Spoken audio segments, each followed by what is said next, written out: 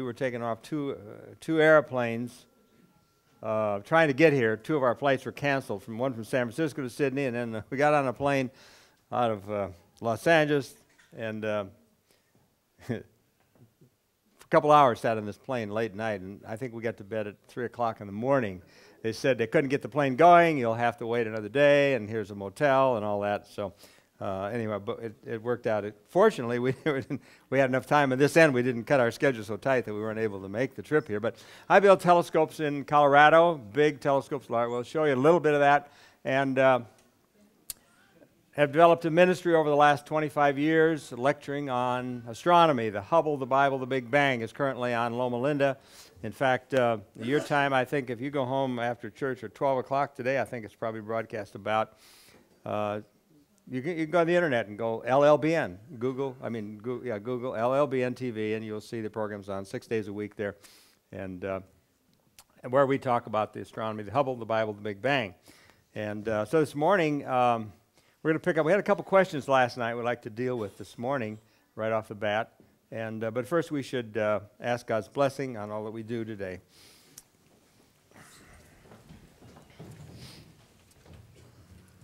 Our Father in heaven, we come to you this morning asking you again to bless our feeble efforts. Lord, may the Spirit speak our words and clear our minds and bless our ears and our heart and our thoughts as we see the heavens, Lord, like you'd like us to see as we uplift our Creator, Jesus.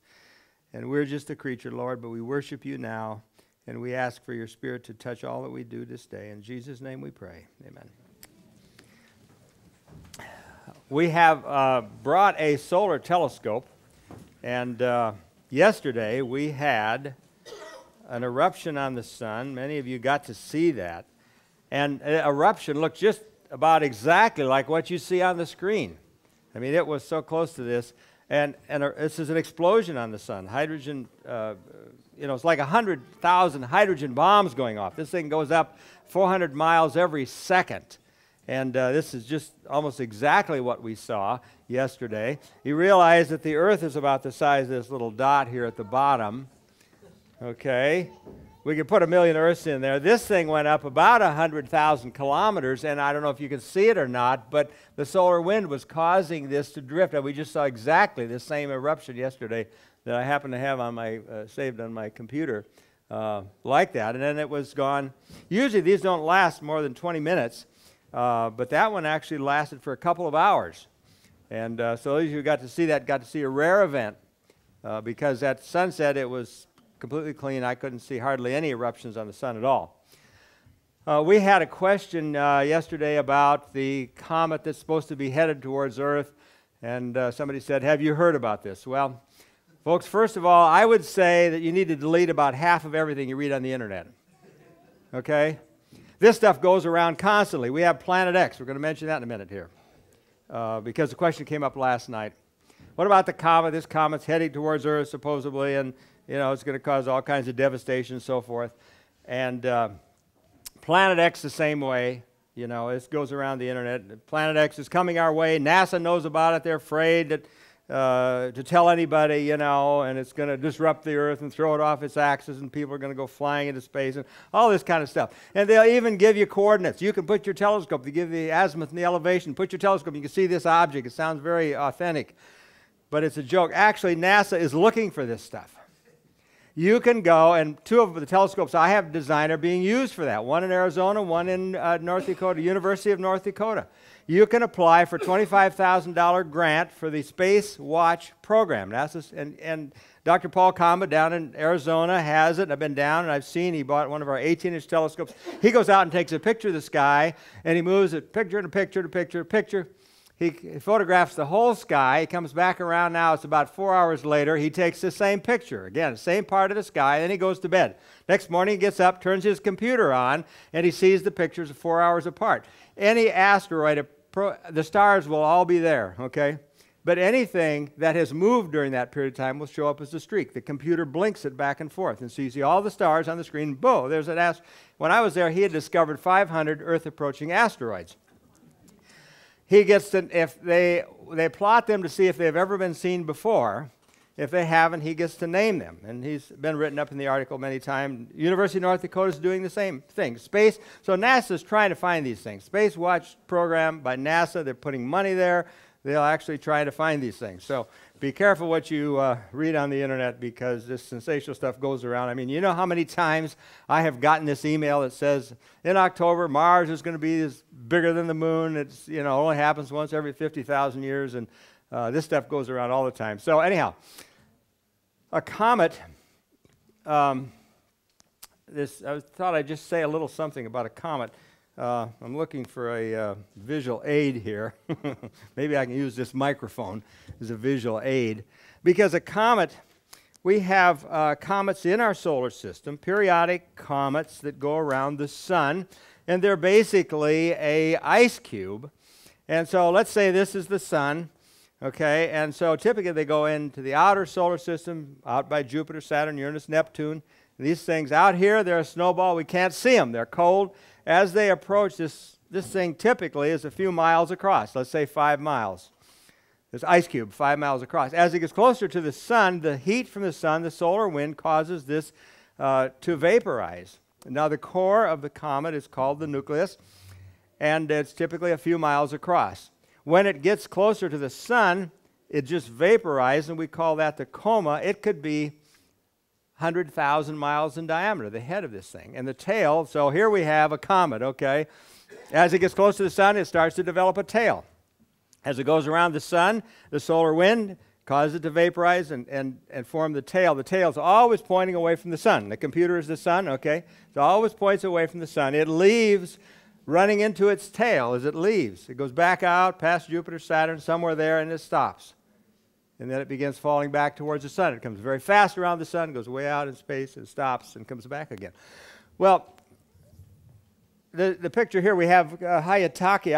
I measured the tail 6 million miles long. I mean, this thing, the actual nucleus, a couple miles, the coma, 100,000 miles. I measured 6 million miles on the tail of Hyakutake many years ago. And, but you see what happens, a comet leaves a trail of dust and particles behind it. Okay? Thank you.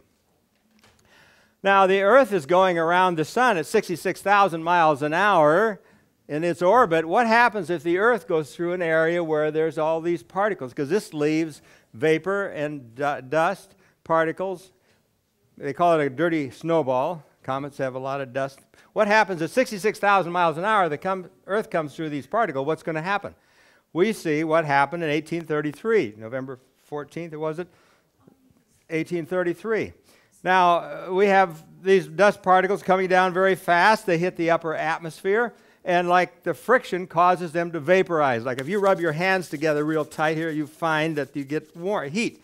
These particles then just burn up, and we see them as falling stars, okay? We say the stars are falling. You saw the picture of the sun last night. You saw how little the Earth, this morning even, you saw how little the Earth is compared to our sun. What happens if a sun or a star falls on Earth? There's still some seats here and there scattered around in various places. Thanks for coming. Okay, if the sun is this big and the Earth is this big, what happens if a sun falls on the Earth or a star? It just vapor. We'd be gone in vapor. So we see them. They look like falling stars. They look like shooting stars, but actually they're dust particles heated up, vaporized by the upper atmosphere. So in 1833, in November, we had the falling stars that were reported that 100,000 an hour were falling. And one farmer went out to see it. The next night, he was sure all the stars fell. He's sure they all fell. He got out there, and he says, you know, not one is missing because he is strong in power. The stars were all there. The stars did not fall, but it looks like the falling of the stars. This was a result of Comet Tempel-Tuttle, which goes around every 33 years. Tempel-Tuttle goes around the sun every 33 years. And so it leaves this big stream of particles behind it. And let's say the sun was down here somewhere, okay, the comet goes around, so these particles continue to follow that same orbit, or if this was the sun, and the comet's going around here. So it spreads out. These particles are millions and millions and millions of miles. The comet goes on around, this tail's long.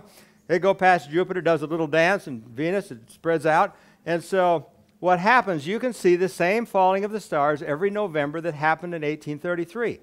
Not as intense because it's a 33-year comet. Every 33 years it gets very intense. You may have remembered in 1999. It was 1866, 1833, 66, 1899. In 1999, again, it was in the news. It was on CNN every day. Prior to that, the falling of the stars that was witnessed in 1833. However, in 1833, it was witnessed in North America. And in 99, it was witnessed in the Orient. So just a little explanation about the falling of the stars caused by particles left over from a comet. Here's a Comet West. This is Comet McNaught that we had in 2008. I believe it was 9. This was an incredible comet. You could actually see it in the daytime. You can tell where the sun is by the tail that's left behind there. Okay, while we're on this subject, here was somebody was asking about Planet X last night. So Planet X, the mysterious Planet X, which will shift into the Earth's rotational path and collide with our planet. All life that isn't immediately destroyed will be flung out from the surface of space. So we have this prediction that in 2012, December 2012, the Mayan calendar is going to end, and you know the world's coming to an end, right? And we got movies on this subject, and they're saying, well, on December 12th, the Earth is going to cross right through the center of the galaxy. The problem is this thing is 10,000 light years thick. There's nobody that can tell you where the center is exactly. Okay. It's so big. We can't even tell you the year we can tell you probably within 100 years when it's going to cross here, but not within a day of December 12th. So that's, a joke. Just a little bit more on that subject. In fact, astronomers cannot pinpoint such a galactic alignment to within 1 year, much less a day. There's no precise definition of the Milky Way edges. They are very vague. What exactly is the Mayan calendar about to do in December 21, 2012? It will display equivalent to a string of zeros like the odometer turning over your car from, 100 million miles to zeros again. That was from Sky and Telescope magazine. Just one more thing. They say the planets are lined up. Here's the position of the planets on December 21, 2012. Here we have the sun. There's Earth, and Jupiter's over here. Saturn's over on this side. Uranus is down there and so forth. So all this hype sells a lot of movies, raises a lot of money, but it's a joke. Here's my family. This is Dieta. This is actually my first wife. And that used to be funny anymore. It's not getting so funny, I guess.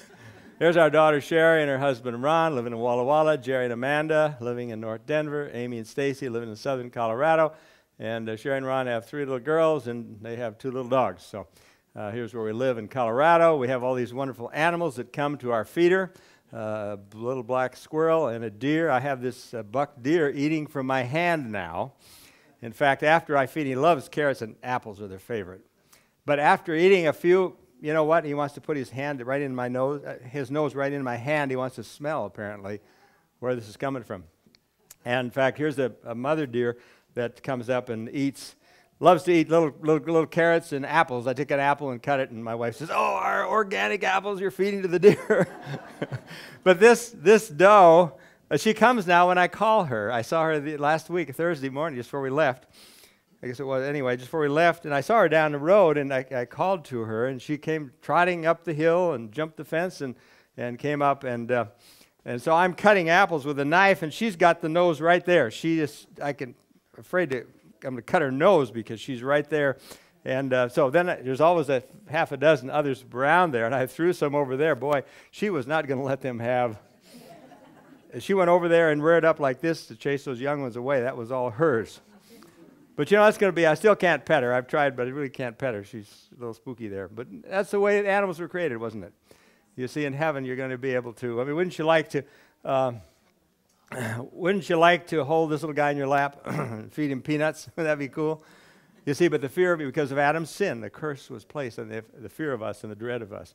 So, and we have these wonderful hummingbirds that come to our feeder in the mountains, and you can actually put your finger out, and they'll actually sit on your finger and drink from the feeder. So hummingbirds are, they're thick around there, and you feed them in the summer of the year. Amazing little creatures. We live at in Colorado, up in the mountains at 7,000-foot altitude out of Denver, and our business is actually down in Denver. I designed a binocular telescope. This was the first prototype of an idea that I had of how you could have a telescope for each eye. And it's never been done before, but here's where you'd look. You put your head right here and look down into it. In fact, I put 12 of these in the dumpster before I got this thing to work right. And nobody has ever done it. We don't have time to talk about the secret of that. But here's the finished production model on a 6-inch. It gives you a 6-inch telescope. Here's the brand new 8-inch telescope, binocular telescope that we have. And there's a real telescope, let me tell you, folks. You have a eyeball that is about 1/3 of an inch in diameter, and the photon, when you look at the stars at night, all the photons that collect on that little tiny speck, that's what you get to see. Imagine a 22-inch eyeball for each eye. There's nothing, I don't care if you had $1 million, you could not buy anything that would show you the galaxies like this will show you, because the brain, part of your brain does not fire unless both eyes are worked. The research done, contrast goes up 40%. This would outperform probably an 80-inch telescope. The 12-inch, okay, a 12-inch outperforms a 30-inch telescope, okay. So it's incredible, and again, same principle, you look right there. That's our home in the mountains. We built some of these for NASA, for the Mars Science Lab. I designed a telescope that is very short. Normally you'd need and I'm not good at converting to meters, but you'd need a 12-foot ladder to look through a 30-inch telescope like this. But by putting a flat mirror here, light comes out. Now the eyepiece is right here, you can look in. In fact, this very scope may be here in Australia. I sold a 30-inch. I don't know if it's this actually one in the picture, but one just exactly like this. Came to the Sydney area for Max Gardner, who's now passed away. So we have one of these here in Australia, as other places around the world. A few pictures for the kids now. I don't know, maybe the kids are all gone. We just got adult kids here, just a couple pictures. And that looks like a good vegetarian pizza, doesn't it? But when you look at Io, the moon around Jupiter, it looks like another vegetarian pizza, right? And I did this, we have some kids here, good. We did this for the Michigan conference. They're trying to teach astronomy to the adventurers, the little kids, and this is what I came up with, 270 of these pictures. Okay, here's Tiger Woods getting a hole-in-one. And so we're using something familiar for our kids, you know, an elephant, and here's the elephant Tusk Nebula. And so when you look through a telescope, we see things that remind us of things on Earth. And so this is how we're working with Michigan Conference to get astronomy, to teach astronomy. They wanted it for little kids. This kid's got a black eye, but here's the black-eyed galaxy. This is another whole universe. There's a whole lot of interstellar dust in this galaxy, so that's the black-eyed galaxy. On Mars, we have what looks like fortune cookies. A seagull. Somebody looked through a telescope and said, that looks like a seagull. There's, you see the head of the seagull, the wing here, the tail down here, another wing over here. So that's a Seagull Nebula, which is a Latin word for cloud. It's a cloudy area in our Milky Way galaxy.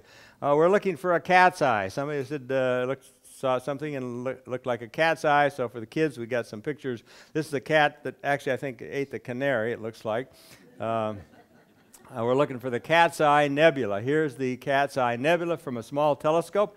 Here it is from the Hubble Space Telescope. And when we talked about that a little bit last night, about exploding stars that use up their fuel, get bigger and bigger like a balloon and pop. Sometimes they actually shoot jets out. Here's the Cat's Eye in color. Now this picture is not true color, even though there's color here.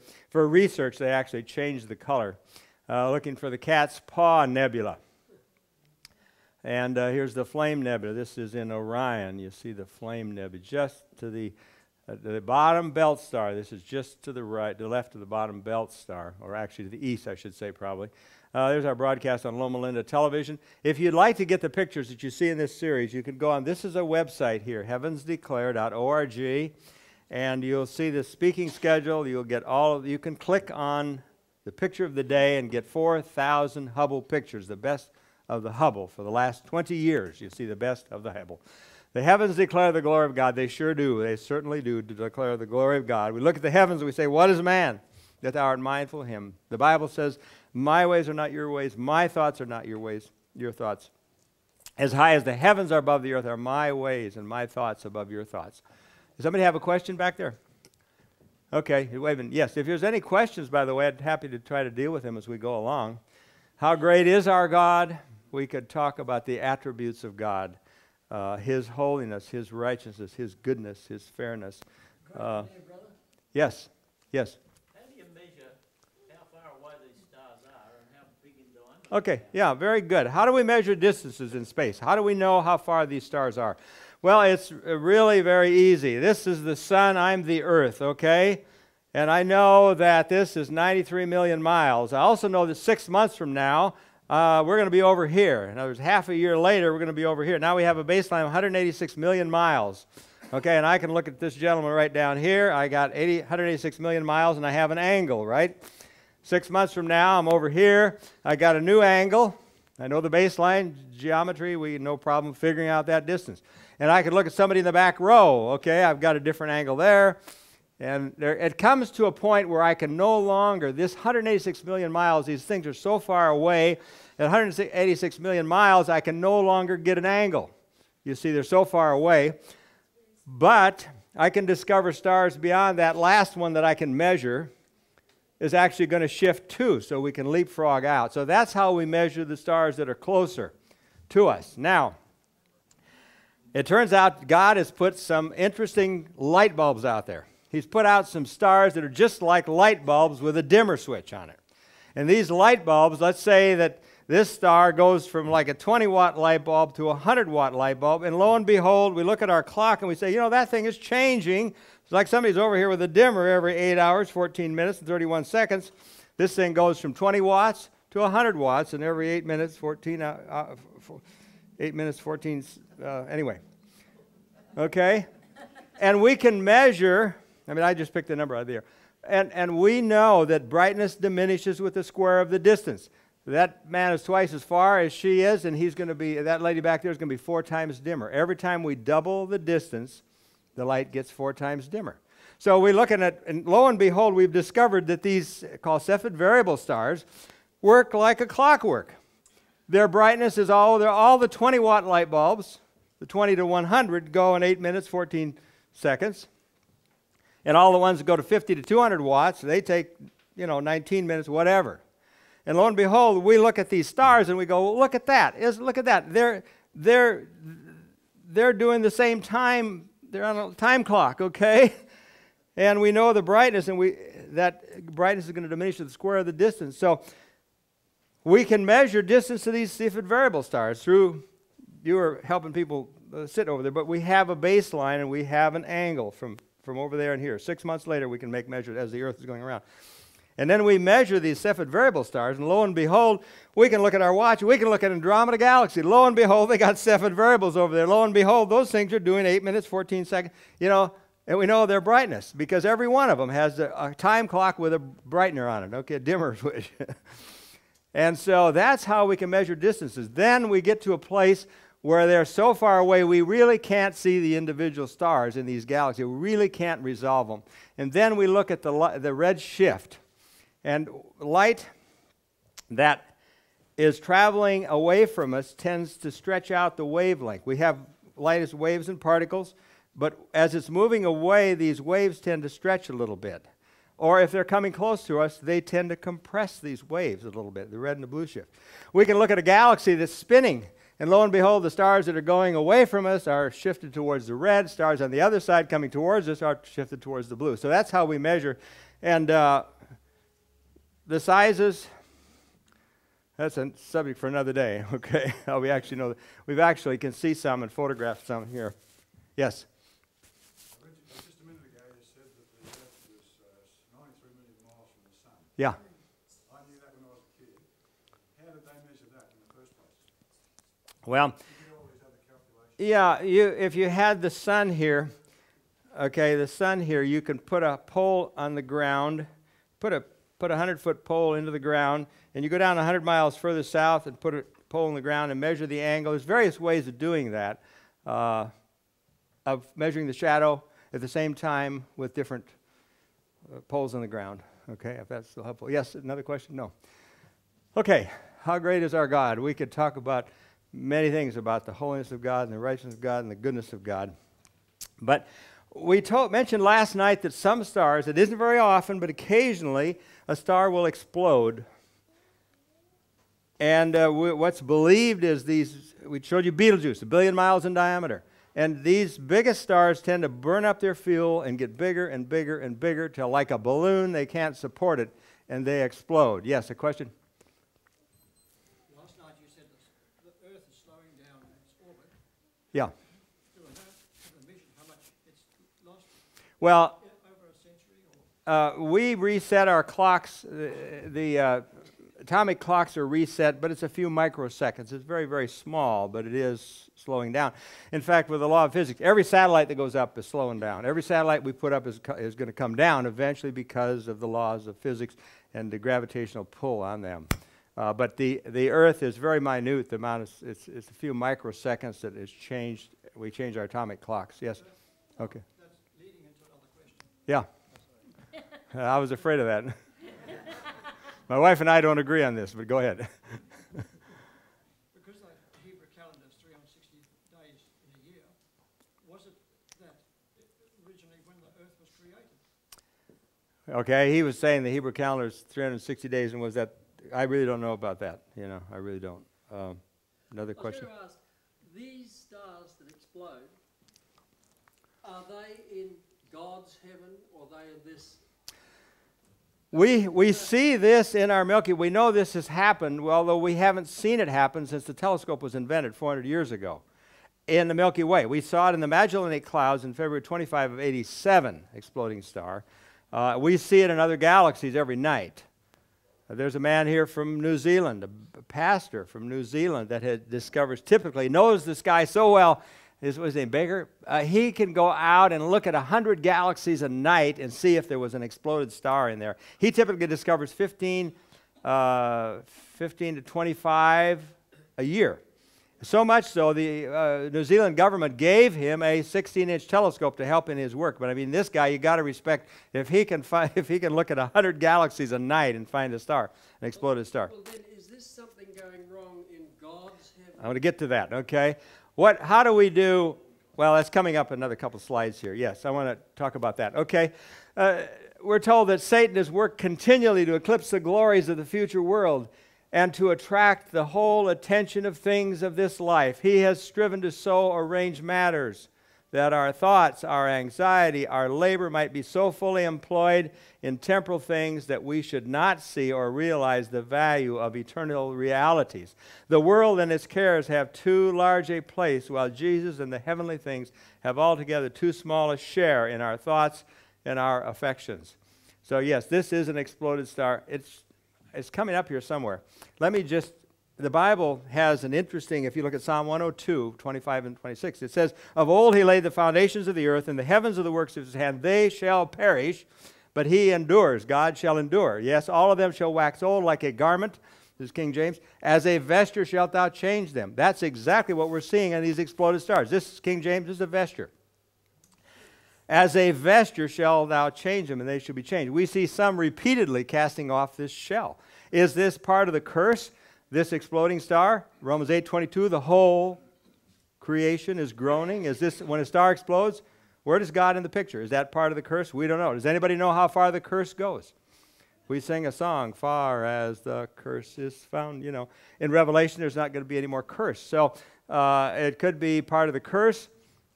But that scripture in Psalm 102, a lot of people have found helpful.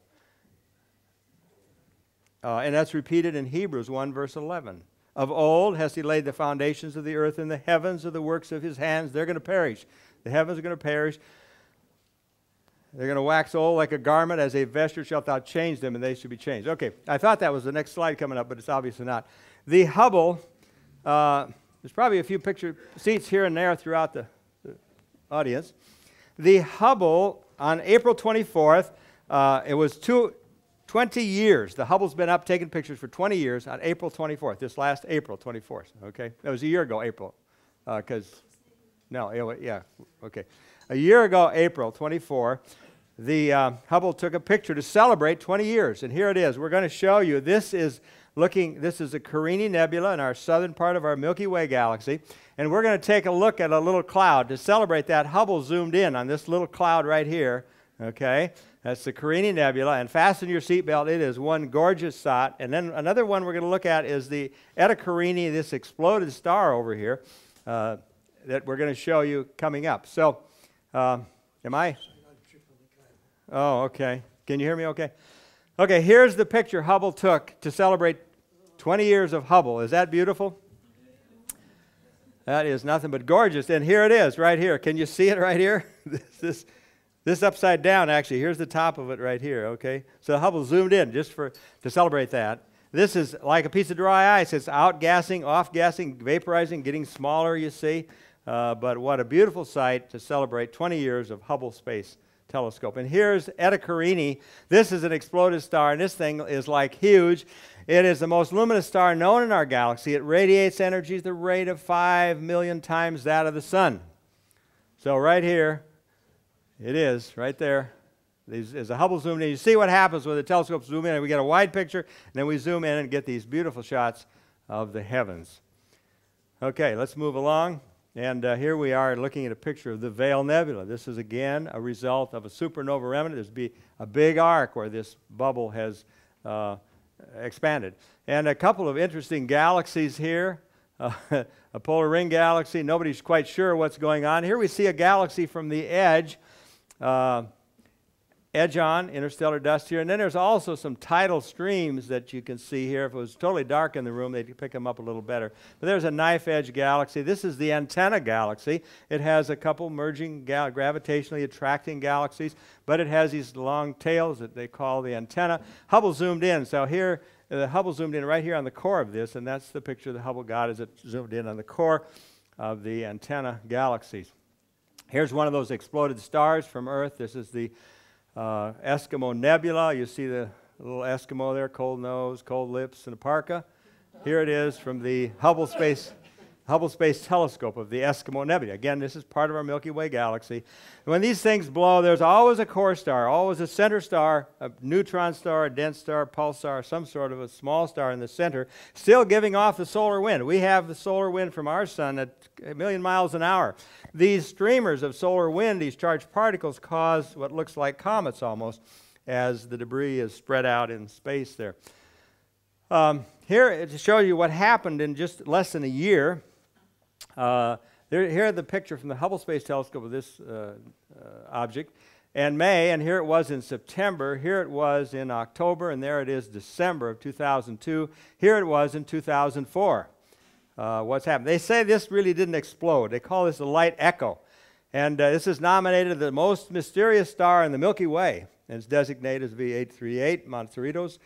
Briefly became one of the brightest stars in our galaxy. Its outburst, discovered in January 2002, somehow transformed itself over a period of months from a small star a little hotter than our sun, defying the conventional understanding of erupting stars and stellar life cycle. So it's a beautiful sight. They say this is a light blast. It's a light echo is all they're saying. We don't know what it is. It really didn't explode. It's just a blast of light came out.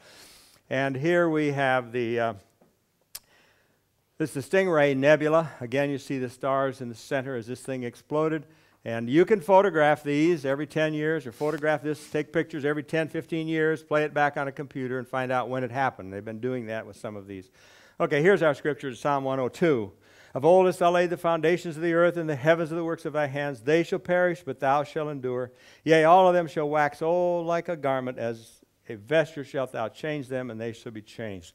Those of you who weren't here last night, you didn't get to see the picture of our sun with the little earth compared, you know, Jupiter, Saturn, Uranus, Neptune, and there's our earth. Would fit in 1 million into our sun. On this scale, how far would the earth be away? Well, it would be about 500,000 yards away on this scale. Would be the position of the earth. I'm going to move along in the interest of time, and we're going to talk about the sun a little bit. Here's some eruptions you see on the sun, typical eruptions. These little spikes here you see every day, little eruptions like this on the sun through this special telescope that we have. But here's another from the satellite, the SOHO spacecraft. They have a disk. This is a disk covering the sun so they can see the plasma and the magnetic fields there that are prominent that are coming off the sun with hot gas and so forth. Here is a sunspot. You were asking about sunspots. And some of these sunspots will be about the size of the Earth, but they're cold magnetic storms. They're cooler areas, but they're very intense, like north-south magnetic fields. Here you see the chromosphere. This is about 10,000 miles. Well, our Earth is 8,000 miles in diameter. So when you see that little skin on the apple there, kind of, that's what it is. Here is a video of the sun in a 5-hour period. You'll see the countdown clock over here, 2 hours, 3 hours. And so you see the plasma fountaining between the north and south magnetic poles here. And this is what we were looking at yesterday. Now, when this thing recycles at 5 hours, you're going to see jets shoot out of here. You watch, I mean, they're going 400 miles a second. So watch for these jets coming out of here. I'm going to back it up and redo it again. See those jets going out.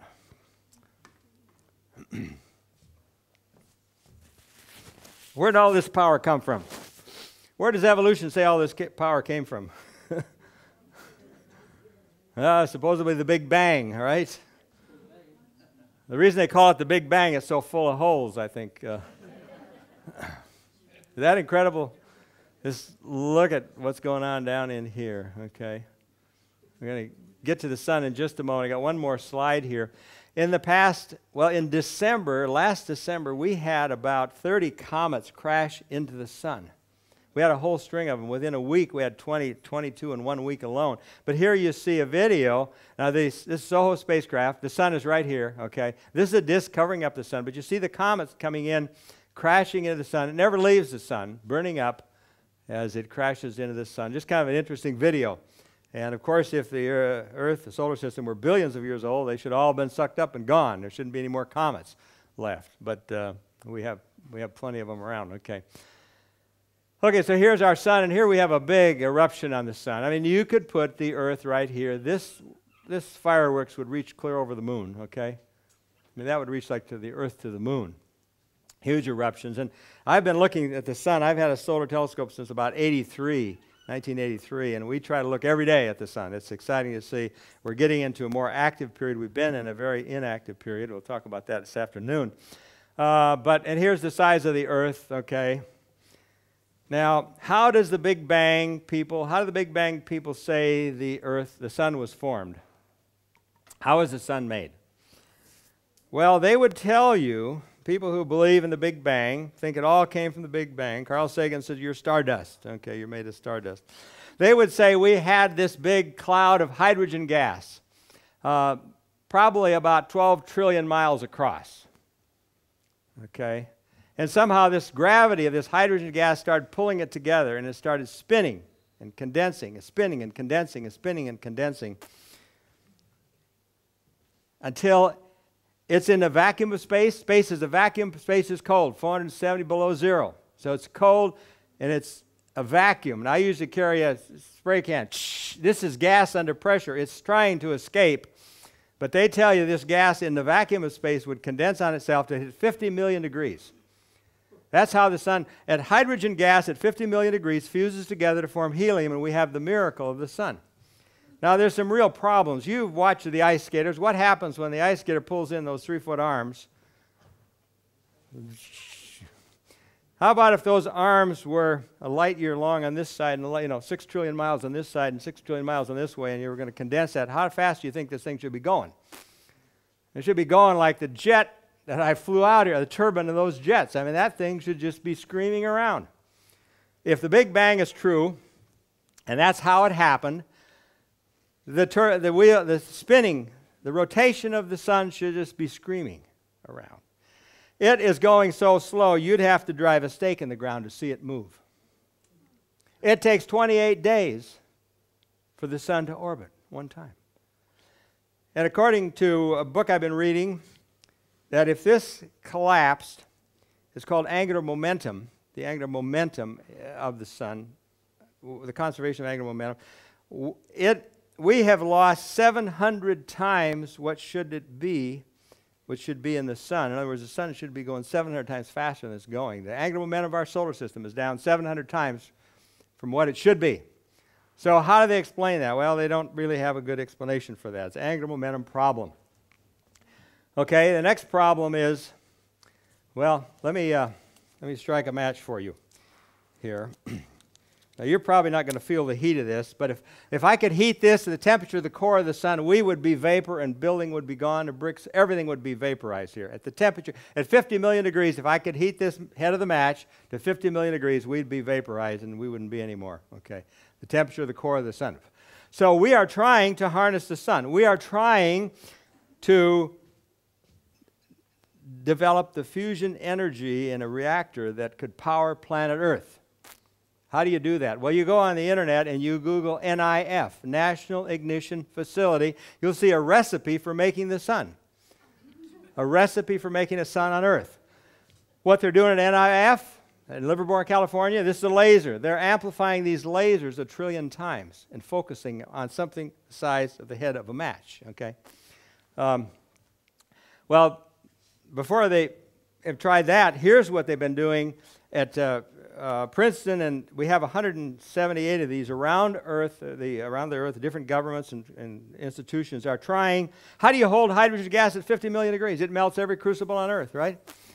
If you could concentrate it in a magnetic field, you might be able to concentrate it in this big magnetic field and heat it and cause these atoms to fuse together to get the miracle. I mean, the power in the atom is beyond belief. This was a chemical reaction. The difference between a chemical reaction and a nuclear reaction is 1 trillion times. If I get 1 volt from this in a nuclear where the power in the atom would get 1 trillion volts. Difference in a chemical reaction and nuclear reaction 1 trillion times. So this is what they're trying to do. Princeton actually heated this, concentrated this hydrogen gas with a magnetic field, heated it to 50 million degrees or enough so they actually got fusion to happen. But it took so much power to create the magnetic field, it took so much power to create the heat, there was not enough left over to plug your hairdryer in.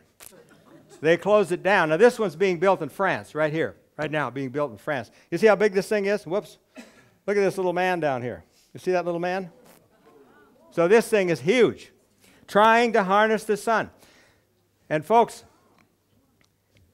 to run San Francisco for a year, it takes 21 million carloads of coal. If we could burn water, because that's what they're doing, heavy hydrogen in this process we're getting to, 500 gallons in your hot tub would be enough to run San Francisco for a year. That's the difference between a chemical reaction and a nuclear reaction. 21 million carloads of coal equal your hot tub full of water. 500. Don't tell your fire department, but they're planning on burning water in the future. Okay, so here it is, National Ignition Facility, NIF. Here's the laser amplifiers. They're running this through a mile of amplification, amplifying it 1 trillion times. You see the little men down here? You see how big this thing is. So they got 192 lasers, and they're going to focus them on this little capsule, the size of the head of a match. They focus 192 of these lasers, and here's the actual capsule that they put the deuterium in, the heavy hydrogen inside, and there's a little lithium and some little things but they focus it here. They've actually been doing this. They fired these lasers. The problem is they don't want to melt California down, so they can only fire them for 20 billionths of a second. They could fire them 20 billionths of a second. Then they have to wait 8 hours, okay? So what happens, they get to fire it 3 times a day for 20 billionths. So they fire it, they wait 8 hours. 8 hours later, they fire it again, wait 8 hours, they fire it again, okay? If you're going to lay this on for 1 full second, how long would it take?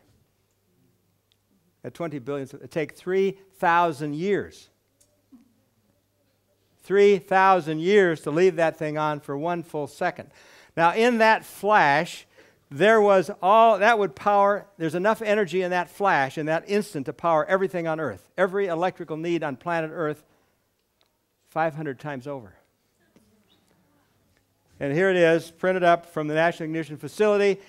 In just 20 billionths of a second, the NIF lasers delivered a payload of 500 trillion watts of power, more than 500 times the total amount of power created in the global power grid in that amount of time.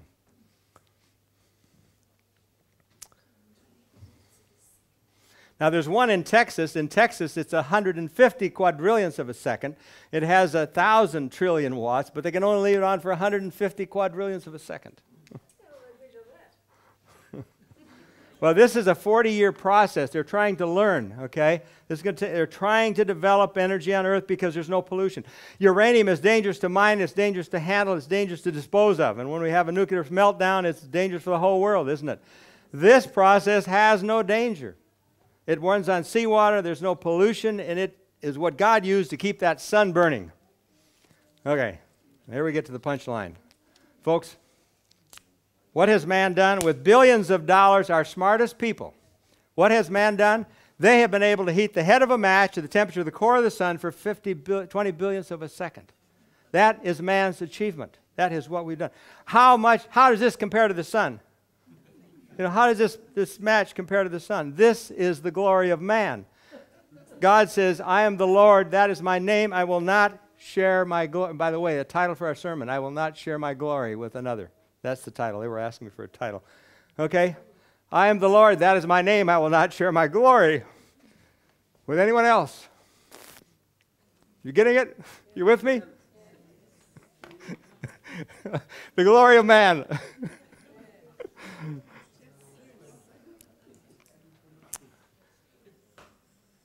Who is that actress? Running along the beach, she goes, I am God. I am God. What's her name? No, yes, right.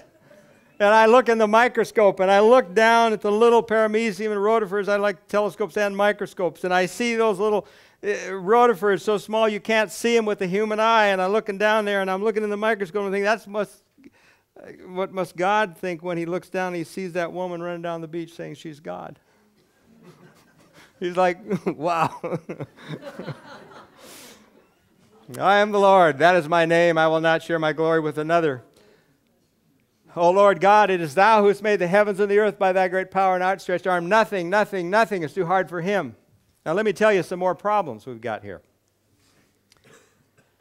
These people who believe in the Big Bang would tell you that on the sun, all this hydrogen gas was just right, and it just happened.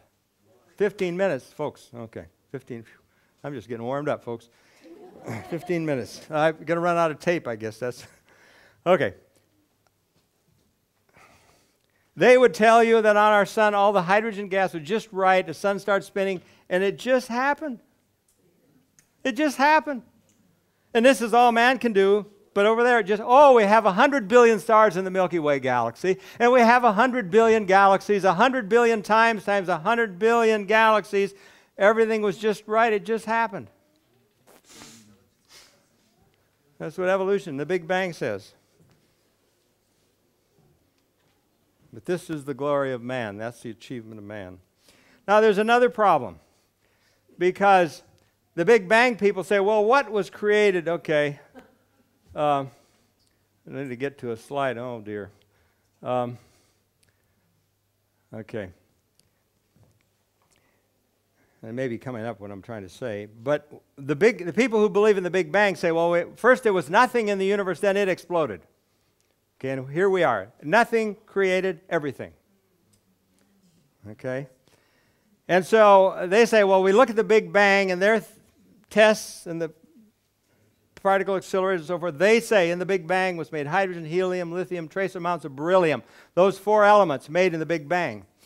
And so if the sun came from the Big Bang, we should look over here at the sun and we should see hydrogen, helium, beryllium, trace amounts of beryllium, and lithium, okay?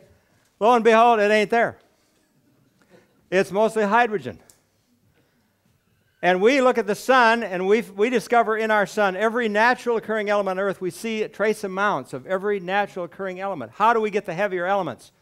If they're not made in the Big Bang, they would tell you that in order to kick-start our sun, we needed multiple supernova exploding stars. Because in the process of analyzing this, we discover that in these supernova eruptions, these supernova explosions we've been talking about, are created heavier elements.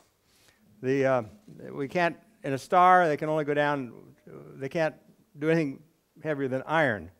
But in the temperature of an exploding star, they've discovered in exploding stars, we see other elements. So the Big Bang people say, well, it doesn't work. We look at the Big Bang, we look at the sun, it doesn't match.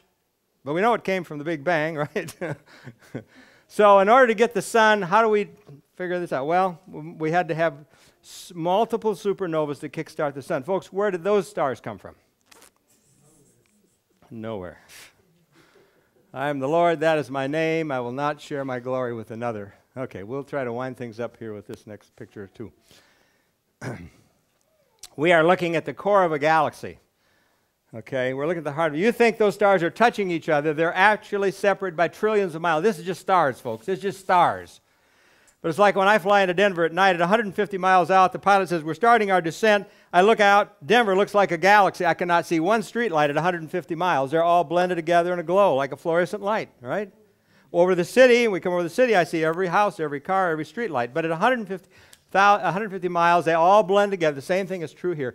We're looking at, well, they've been saying we have 70 sextillion stars in the universe, 7 with 22 zeros. Now, they have changed their tune now. They just in the last year said we've upped the number to 300 sextillion, 300 with 22 zeros.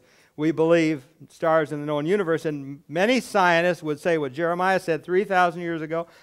We believe that if you took all the sand on the beaches of earth, roughly equivalent to all the stars in the known universe. So what Jeremiah said 3,000 years ago, where they might have put Jeremiah in a mental institution because he wasn't reading Guinness Book of World Records and find out how many stars there were. This idiot didn't know how many stars our scientists have discovered. Jeremiah said, like sands of the seashore, innumerable. So here we have now 300. Well, my numbers are, I'm working with the 70 sextillion. Okay, they tell us the universe is 13.7 billion years old. Okay, I don't have any problem with that, but let's find out how many new stars we get an hour. If we take 13.7 divided into 70 sextillion, we should find out how many new stars we get every hour. Are you with me? 13.7 is 70 sextillion. We should have 500 million new stars every hour. It should look like the 4th of July every time you go out. Yet we have never seen one star being born. We cannot show you a picture. 50 years ago we didn't have a star, now we do. We have never seen one star born. They say, well, it takes 100 million years for a star to be born. That's why we haven't been around long to see a star being born, okay? You know what your Bible says? In Genesis 2, verse 1, thus the heavens and the earth were finished and all the hosts of them. Again, the Bible seems to go along with what we observe. Okay, folks, our time is about gone. Any questions before we close it out? Yes? Would asteroids be sort of powered by gravity? Like, the gravity of the sun shoots it off and then it comes into the gravity somewhere else? Okay, restart your question. I missed the beginning. How would the asteroid be powered? Is it more because of okay. gravity? We'll try to do that this afternoon. Talk about, he says, how's the asteroids powered? Apparently there was a star, it was a planet exploded where the asteroid belt is. We're missing a planet. According to Bode's law, we need a planet there, and all we got is just regular chunks of rock. And apparently it was blown apart, and probably at the time of the flood. And there's a part of my program we're going to try to do this afternoon that deals with that. Because if you look at Mars, we have the asteroid belt, we have Jupiter. You look at Mars, the impacts on Mars happened in 4 hours. The impacts, 90% of the impacts are in one hemisphere. Mars is right close to the asteroid belt. Our whole moon, on the backside of our moon, is all beat up. And it's very interesting. At the time of the flood, Satan feared for his life, we're told. And we have rocks and debris. Said I could give you all the reasons for this. We'll try to maybe do that this afternoon. But the asteroids wouldn't have any power except they're, like everything else, they're in orbit about the sun. And so some of them cross our orbit of our Earth. And, why we don't know that anything's going to hit, but anything could hit, because typically every year we have several comes inside the orbit of our moon. Okay, how's our time doing now? We're right down to the last minute, right? 10 minutes. I get 10 minutes. Oh, magic! I had 15 minutes 15 minutes ago. Now I still got 10. Yes. Will you deal with in Orion? Your talk on Orion. Tonight we'll be on Orion and heaven tonight. I want to know why it is that astronauts, etc., all have to come in and out from a certain direction. I believe. Is that right, or is it wrong? You mean when we launch spacecraft, it has to? Yeah, go out towards Orion. Oh no, no. That's not right. Doesn't have, but it goes, well, we can launch rockets much better than the Russians can because we have Cape Canaveral, which is close to the equator, which is ideal for getting into space. The Russians are way north. They don't have anything south to launch. It takes a lot more power, and it's more difficult for them to launch. But no, Orion, you see, goes over every day, but we launch them any old time. It wouldn't have anything to do with Orion. Any other questions? Yes? Sister White says that the holy city, New Jerusalem, comes down out of Orion. Yes. Yes, he says, Ellen White says the new holy city comes down for the opening in Orion. We'll show you that this evening. Okay. Any other questions? Yes? The external part of the Earth, the atmosphere, was frozen of hydrogen. This is what I've heard from creation science. Frozen hydrogen? Yeah, the hydrogen got really cold and was hard, like a metal. Okay. Well, yeah, there's some people talk. Dr. Carl Baugh goes into that we had this canopy over the Earth, which was like a metal shield. You know what? My position on this kind of stuff is we have so much stuff we can revel in. Let's not speculate. Because when you speculate too much, people roll their eyes. You lose. I mean, I could talk all day and all night, folks. I mean, we could go to 63 programs broadcasting right now over the air. I mean, we could just go on and on and on. And why get too speculative stuff if we don't have something solid? Because I don't want some scientist watching my program and saying, this is a kook. He doesn't know what he's talking about. So I try to stick with solid stuff we can know. Okay. Any other questions?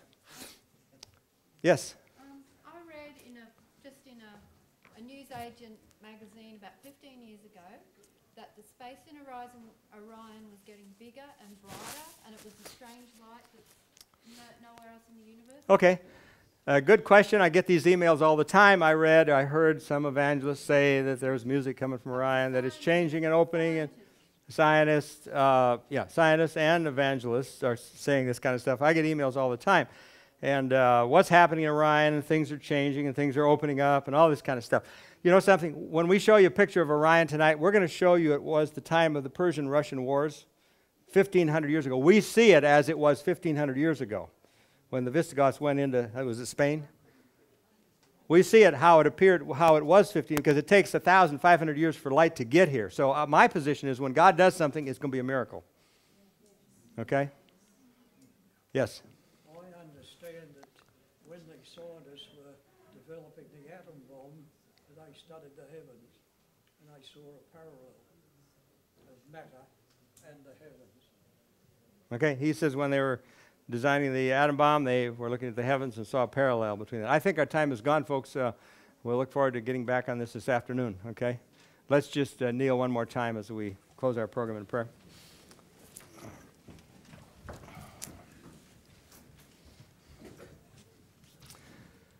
O Lord our God, we praise your name. Great and marvelous are your works. We say, what is man that you were mindful of him? What is man that all of heaven was poured out to save us? That Jesus considered a heaven a place not to be desired while we were lost, Lord.